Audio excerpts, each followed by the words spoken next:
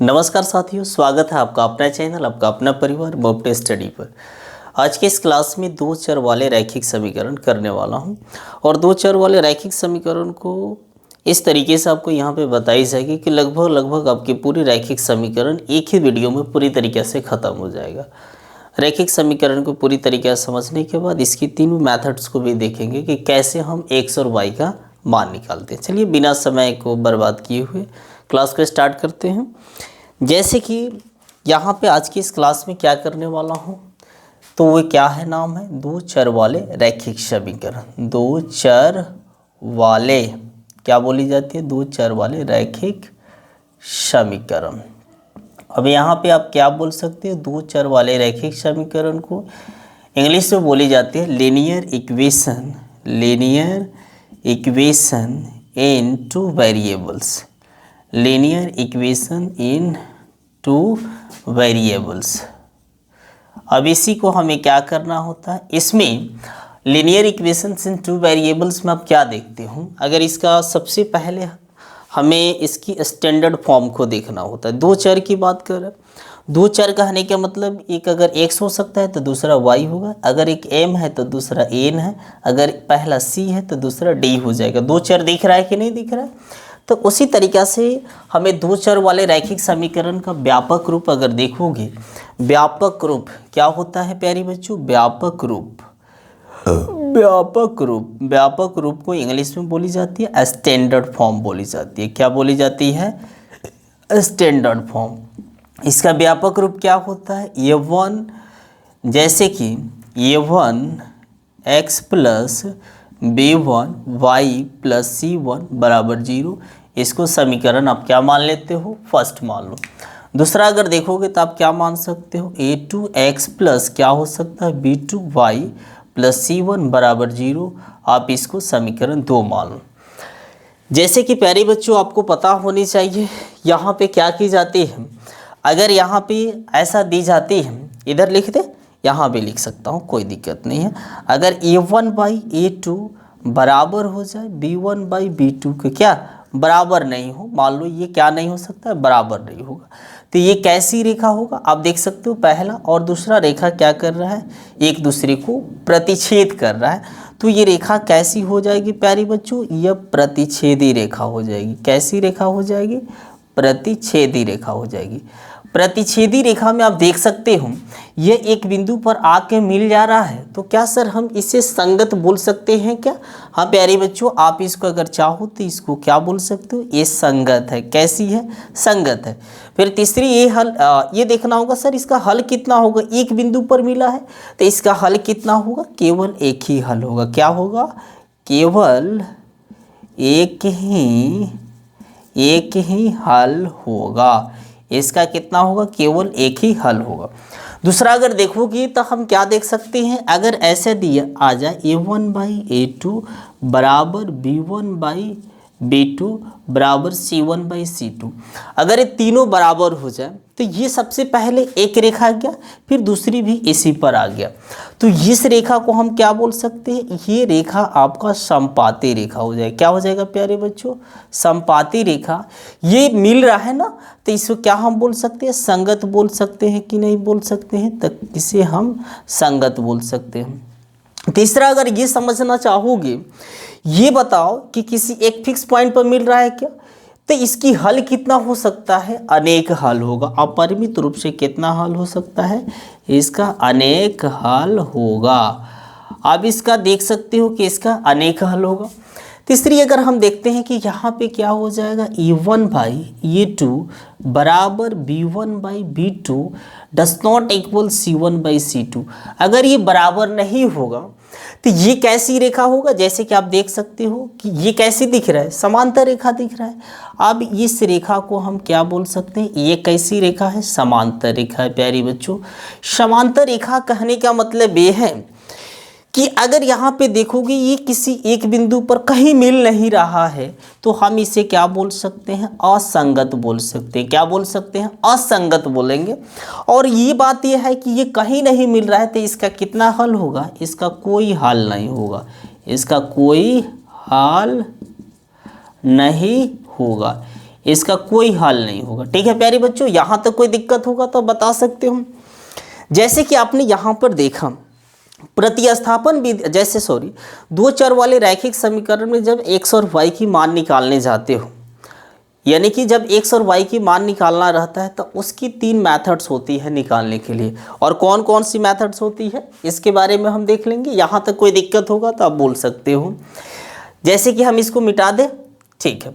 अब इसके बाद देखेंगे कि दो चर वाले रैखिक समीकरण जब बनाने आप जाते हो तो इसमें x और y की मान निकालना रहता है। तो x और y की मान निकालने के लिए पहला मेथड जो होता है वो कौन सा मेथड होता है प्यारे बच्चों? प्रतिस्थापन विधि। कौन सा विधि होता है? प्रतिस्थापन विधि। प्रतिस्थापन विधि को क्या बोला जाता है? सब्स्टिट्यूशन मेथड इंग्लिश में बोला जाता है, सब्स्टिट्यूशन मेथड बोली जाती है। ये सब्स्टिट्यूशन मेथड हो गया। दूसरा मेथड जो होता है प्यारे बच्चों उसको क्या बोली जाती है? विलोपन विधि। विलोपन विधि को एलिमिनेशन मेथड बोला जाता है। क्या बोला जाता है प्यारे बच्चों? विलोपन विधि। विलोपन विधि को इंग्लिश में बोला जाता है एलिमिनेशन मेथड। एलिमिनेशन मेथड बोली जाती है, एलिमिनेशन मेथड। तीसरा प्यारे बच्चों ये क्या होता है? तीसरा जो होता है वज्र गुणन विधि।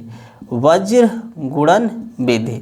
वज्र गुणन विधि को हम क्या बोल सकते हैं? Cross multiplication method. CRO, cross multiplication method. क्या होता है? क्रॉस मल्टीप्लिकेशन मेथड होता है। अब क्रॉस मल्टीप्लिकेशन मेथड में प्यारे बच्चों हम एक एक मेथड को पूरी बारीकी से समझेंगे और समझने, जैसे कि इसको समझने के लिए एक एग्जाम्पल्स लेंगे। यहाँ तक कोई दिक्कत होगा अगर इसको लिखना है तो लिख सकते हो, मिटा दो, ठीक है। जैसे कि इसके बनाने के लिए एक एग्जाम्पल्स को लेते हैं और तीनों मेथड्स के बनाकर देखते हैं कि क्या होता है, ठीक है। जैसे एक एग्जाम्पल्स ले सकते हो। एक क्वेश्चन मान लेते हैं प्यारे बच्चों, ये क्या हो गया? 9x + 4y बराबर आपका मान लेते हैं 2। तो इसको आप मान लेना समीकरण 1। क्या हो जाएगा प्यारे बच्चों?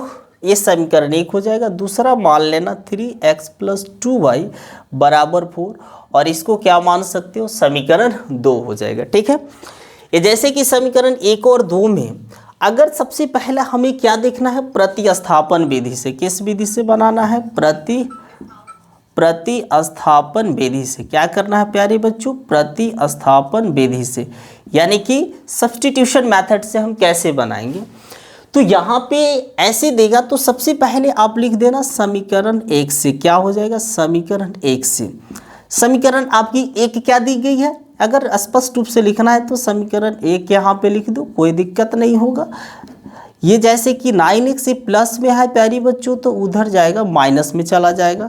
दूसरी बात यह है कि x की मान यहाँ से निकालो तो 2 - 4y बाई क्या हो जाएगा? 9 हो जाएगा, ठीक है। यहाँ तक कोई दिक्कत होगा? आपने x की मान निकाल लिया। अब यहाँ पे प्यारे बच्चों इसको आप मान लेना समीकरण 3 मान लेना, ठीक है। दूसरा आप करना क्या?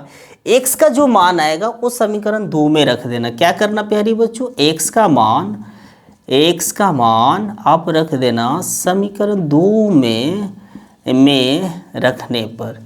अब x का मान समीकरण 2 में जैसे आप रखोगे, put the value of x in equation second, ठीक है। तो जैसे 3x, x की जगह 2 माइनस ये क्या हो गया 4y बाई ये हो गया 9 और ये आपका क्या हो गया प्लस 2y बराबर आपका क्या हो जाएगा 4 हो जाएगा। आप देख सकते हैं 3 3 9 हो जाएगा, 3 3 9 हो सकता है कि नहीं हो सकता है। अब इसके बाद अगर लिखना चाहोगे तो आप लिख सकते हो 2 - 4y, यहाँ कुछ नहीं है तो आपका 1 होगा। एलसीएम ले लो तो क्या हो जाएगा 3 दूनी 6y बाई आपका क्या हो जाएगा प्यारे बच्चों, अगर यहाँ पे देखोगे तो आपका ये हो जाएगा 3 हो जाएगा, ठीक है। अब हम यहाँ पे क्या कर सकते हैं, यहाँ पे आपका ये हो जाएगा 4, ठीक है।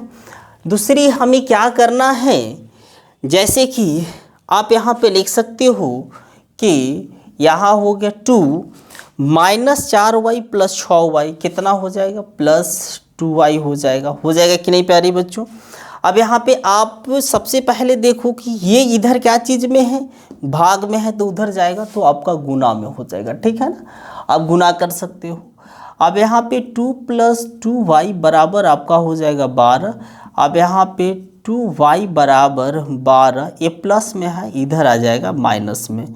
अब 2y बराबर ये हो गया 10, y बराबर हो गया 10/2, यानी कि y का मान कितना आ गया 5 आ गया। ठीक है, ये जैसे कि आप y का मान निकालोगे तो y के मान को क्या कर लेना, समीकरण 3 में रख देना। तो यहाँ क्या लिख सकते हो, y का मान समीकरण 3 में रखने पर, y का मान समीकरण 3 में रखूं तो y की मान समीकरण 3 में रखना है तो आपकी x बराबर क्या हो जाएगा 2 - 4, और यहाँ पे देखो ये गुना में 5 रख दो क्योंकि y की जगह। आप देखो कि आपका क्या हो जाएगा 2 - 20 बाई क्या हो जाएगा, अब ये हो जाएगा -18/9, यानी कि 2 - 20 क्या हो जाएगा -18, और यहाँ से आपका क्या हो जाएगा -2 हो जाएगा।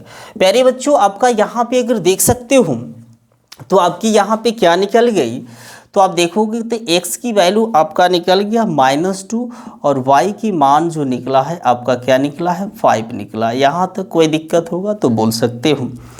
हमने किया क्या, सबसे पहले अगर प्रतिस्थापन विधि से अगर x और y की मान निकालने के लिए बोलेगा तो आपको कुछ नहीं करना, यानी कि सब्स्टिट्यूशन मेथड से बनाने के लिए सबसे पहले समीकरण 1 से x का मान निकाल देना। समीकरण 1 जो दी रहेगी आप x का क्या कर सकते हो, आप उसकी मान निकाल सकते हो, आपकी x की मान आ जाएगी। और x जैसे कि जो आए इसको समीकरण 3 मान लेना, और x का जो मान आएगा उसको समीकरण 2 में रख देना। समीकरण 2 में x का मान रखोगे तो आपकी क्या निकल गई है, y का मान निकल गई है। y का जो मान आया है समीकरण 3 में रख देना, आपकी y का भी मान निकल जाएगा। कोई दिक्कत, यहाँ पे x का मान आपका निकल जाएगा। यहाँ तक कोई दिक्कत होगा तो बोल सकते हो। अब जैसे कि अब इसकी कौन सी मेथड से देखना होगा, अब विलोपन विधि से देखते हैं कि इसको विलोपन विधि से कैसे बनाएंगे। मिटा दें, ठीक है। अब इसी क्वेश्चंस को हम देखते हैं कि इसको विलोपन विधि से हम कैसे बना सकते हैं। तीनों मेथड्स क्या है ना, एकदम आसान है, और तीनों को एक साथ अगर समझते हो तो काफ़ी आसानी से आप क्या कर सकते हो, कोई भी क्वेश्चंस को बना सकते हो।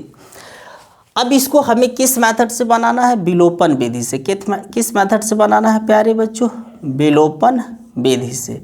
विलोपन विधि, अब विलोपन विधि यानी कि एलिमिनेशन मेथड से बनाना है। किस मेथड से, एलिमिनेशन मेथड। एलिमिनेशन मेथड में अब हम करेंगे क्या सर, इसमें कैसे बनाई जाती है, तो इसमें भी क्या सर x और y की मान अलग आएगा क्या, नहीं, इसमें जो x का मान जो आया था वही इसमें भी आने वाला, y का मान इसमें जो आया था वही आएगा। ठीक है, जैसे देखो अगर यहाँ पे क्या करते हो प्यारे बच्चों, समीकरण 1 में सबसे पहले x का गुणांक देखो क्या है 9 है, तो वो समीकरण 2 में गुना कर देना।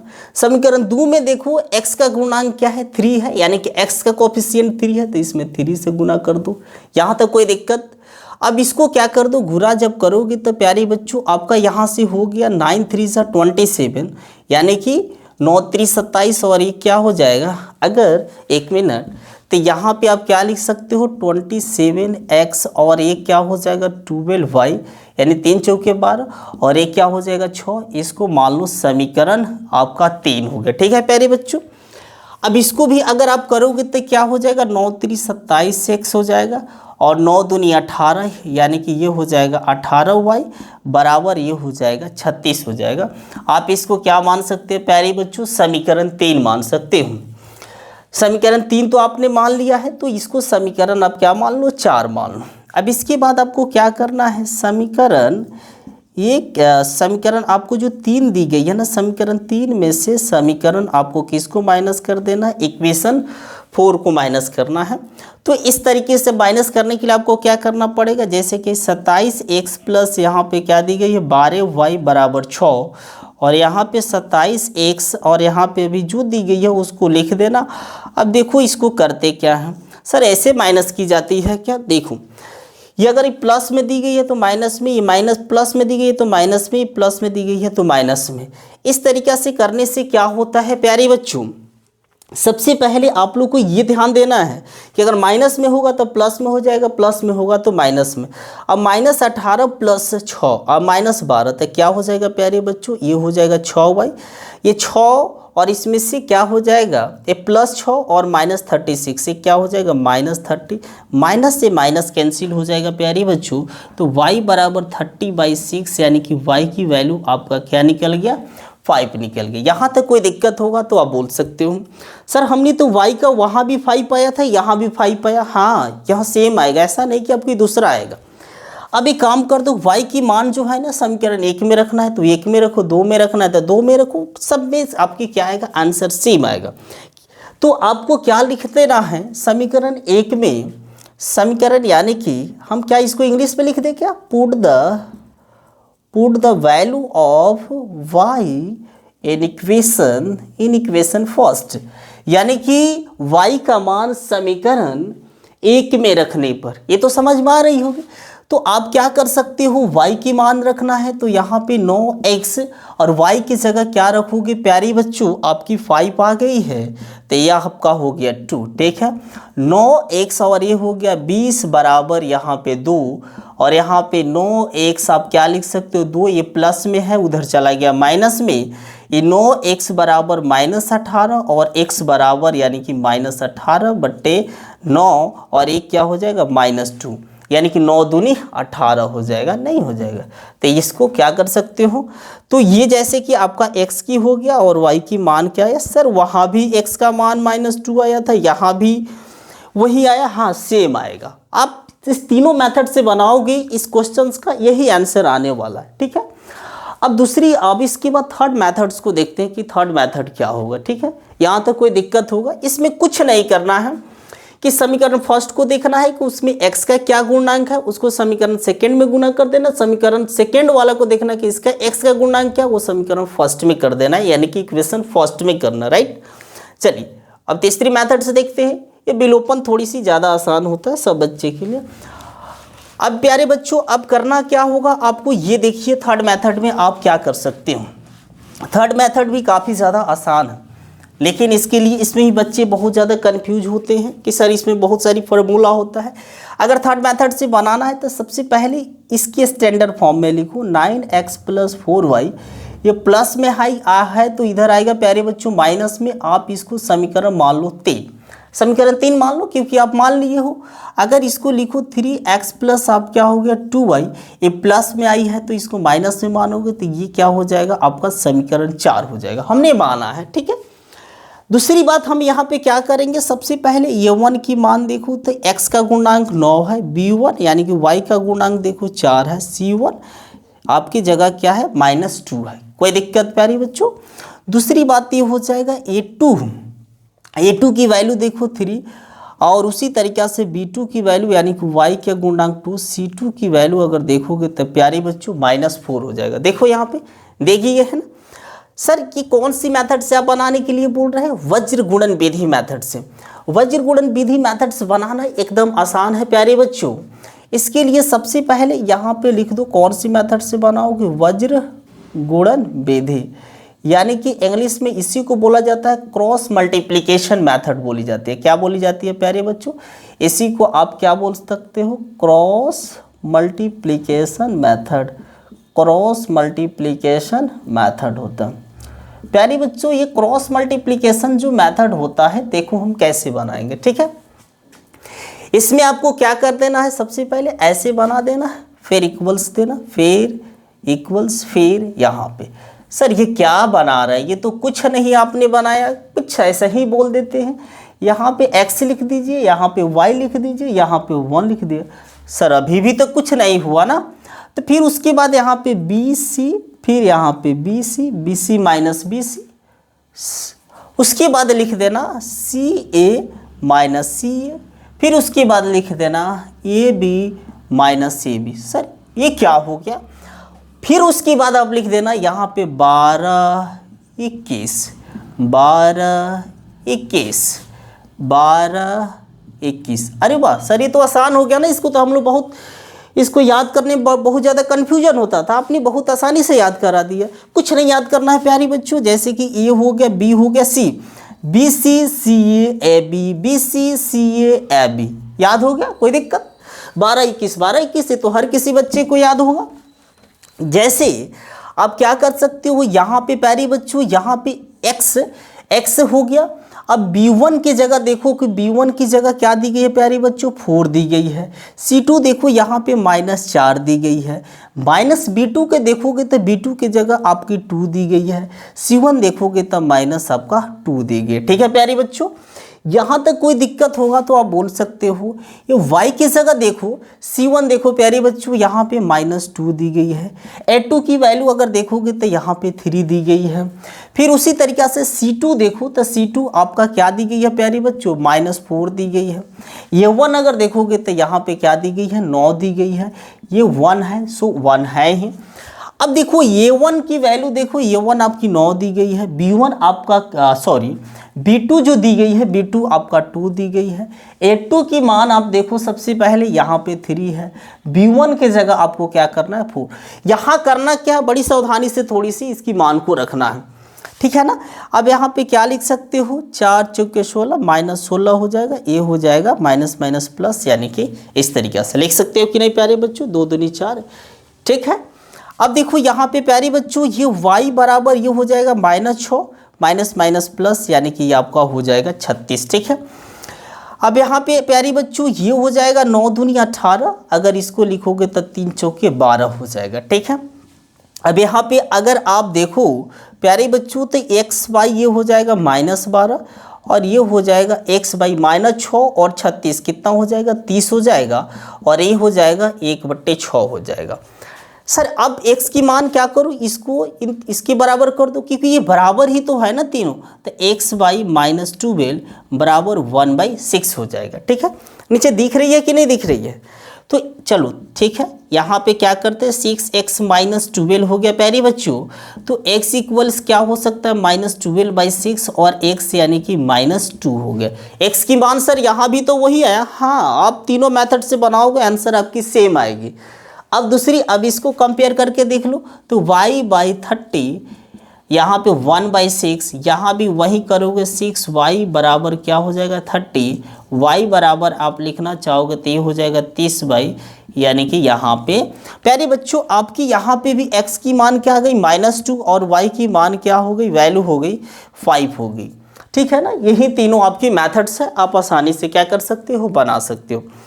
उम्मीद करता हूं कि आपको ये समझ में आ गया होगा प्यारे बच्चों। अगर जैसे कि आप लोगों को पता है कि बिहार बोर्ड की जो ऑफिशियल मॉडल पेपर है वो आ चुकी है, और इसको लेकर बच्चे क्या कर रहे हैं, अभी बहुत सारी गलतियां कर रहे हैं। अगर आप चाहते हो कि आपके एग्जाम्स में अच्छे मार्क्स आए तो सबसे पहले सब चीज़ छोड़ो और बिहार बोर्ड की जो ऑफिशियल मॉडल पेपर आई वो 5 सेट को यहाँ से बनाकर चले जाओ। अगर 5 सेट आप बनाकर जाओगे तो आपके एग्जाम्स में एक भी क्वेश्चन नहीं छूटेगा। अगर चाहते हो कि आपको बुक पे स्टडी चैनल पर आपकी पूरी एक एक क्वेश्चन की सॉल्व कराई जाए, जैसे कि ऑब्जेक्टिव कैसे बनाया जाएगा, सब्जेक्टिव कैसे बनाया जाएगा, Hindi, Sanskrit, social science, maths, जो भी सब्जेक्ट हो, अगर चाहते हो यहाँ पे पढ़ना तो आप पढ़ सकते हो। जैसे कि एनसीईआरटी पैटर्न्स जो होता है, आपके बड़े भैया होंगे एनसीईआरटी पैटर्न्स पर, जैसे कि फिजिक्स, केमिस्ट्री, बायोलॉजी जो है ना, वो किसी कॉम्पिटेटिव एग्जाम्स के लिए काफ़ी ज़्यादा इंपॉर्टेंट है, वो भी यहाँ पे स्टार्ट की जाएगी, ठीक है। Okay, thank you. ये भी कितना नंबर